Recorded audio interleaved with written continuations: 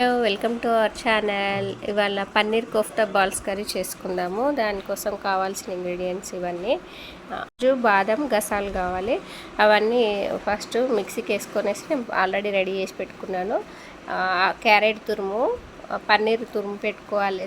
2 ఆలుగడ్డలు ఉడికించుకొనేసి తురుము పెట్టుకోవాలి. ఆనియన్స్, టమాటోస్ కొద్దిగా క్రాష్గా మిక్సీకి వేసుకోవాలి. వేసుకొనేసి పక్కన పెట్టేసుకోవాలి. ఎందుకంటే మనం చిన్న కట్ చేయలేం కదా, ఒకసారి అలా మిక్సీలో తిప్పితే అలా మెత్తగా అయిపోతాయి. మరీ మెత్తగా కాదు, మరీ కచ్చాపిచ్చేలాగా ఉండాలి. ఇక ఒక బౌల్ తీసుకొనేసి మనం తురిమి పెట్టుకున్న పన్నీరు, పొటాటో, క్యారెట్, కొత్తిమీర, గరం మసాలా, ఉప్పు, కారము, కొద్ది కార్న్ఫ్లవర్ కూడా వేసుకోవాలి. వేసుకొనేసి కలుపుకోవాలి. మనకు మంచి బాల్స్ వచ్చేటట్టు కలుపుకోవాలి. ఇవన్నీ తురుముకోవడంతో ఏంటంటే బాల్స్ మంచిగా స్టిఫ్గా ఉండిపోతాయి అన్నమాట, విచ్చుకోకుండా. అందుకనేసి అన్నీ చిన్నగా తురుముకొనేసి స్టవ్ ఆన్ చేసుకొనేసి స్టవ్ మీద డీప్ ఫ్రైకి సరిపడే ఆయిల్ పెట్టుకోవాలి. ఆయిల్ పెట్టేసుకొనేసి ఆయిల్ వేడయ్యేలోపు పక్కన కడాయి పెట్టేసుకొనేసి 2 టేబుల్ స్పూన్లు ఆయిల్ వేసుకోవాలి.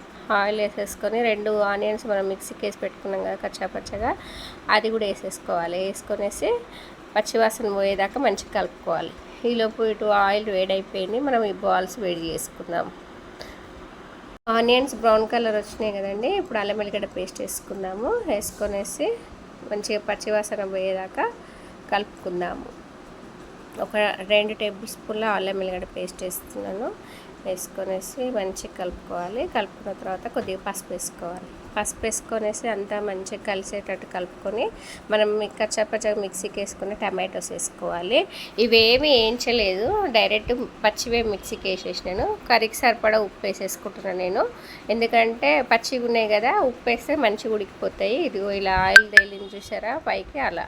తర్వాత కారము, గరం మసాలా వేసుకోవాలి. వేసుకొనేసి ఒకసారి కలుపుకున్న తర్వాత మూత పెట్టేసుకోవాలి. ఒక 2-3 నిమిషాలు మూత పెట్టేసుకొని మంచిగా ఆయిల్ పైకి వచ్చేదాకా ఉడికించుకొని మనం మసాలా ముందే ప్రిపేర్ చేసి పెట్టుకున్నాం కదా, అది వేసేసుకొనేసి కొద్దిగా వాటర్ పోసుకోవాలి.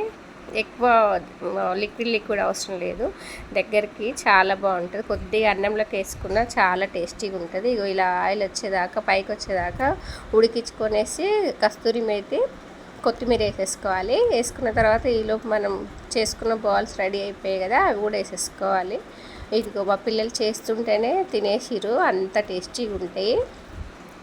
పన్నీర్ బాల్స్ అనేసి మనం చెప్పేదాకా ఎవరికి తెలియదు, అంత బాగుంటాయి. అసలు పన్నీర్ వేసినట్టే తెలియదు అనమాట.